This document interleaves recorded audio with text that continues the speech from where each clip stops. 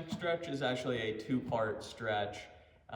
They're both very similar positions, but they're working on slightly different things, so I wanted to include them in the same video. The first one is going to be a Seiza position. So a Seiza position is really helpful if you're tight through the front of the ankles into the shins, or maybe you've had a history of knee injuries and your knees don't have full range of motion, like you're not able to bend them fully. This can be an awesome position to help open that up. So I'm actually demonstrating the position right now. The full version of the Seiza is where you take a seat on your heels with your toes pointed.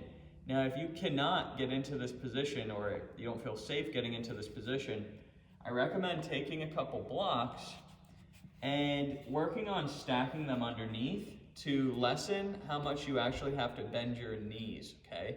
This can make the position a lot more tolerable if you have really tight ankles or really stiff knees. And you can even further help this by leaning your weight on something over time and slowly trying to sit your hips deeper and deeper. As you get more mobile, you don't need as much assistance, so you can lessen the height of the object that you're sitting on. That is the Seiza position. Now, the other position we want to work from here is the toe sit, which the toe sit, ideally you do this without any shoes on. And you're doing the same sort of position, just with your toes tucked under. This is going to stretch out through the bottoms of the feet. It can be very helpful if you've had any issues with something like plantar fasciitis, where your feet muscles, your muscles in your foot is just very tense and you want to let those things open up.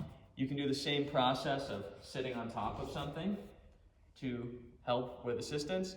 Now, if you are pretty mobile there and you want to take this to the next level and your knees can tolerate it, I'd recommend doing a half toe sit where you actually come to a kneeling position and I'm driving my knee forward over the toe with my toes tucked under, right? This is going to intensify the stretch there. It's going to put more pressure on my knee, which is actually can be helpful for increasing the strength of your knees as long as you do it safely and progressively.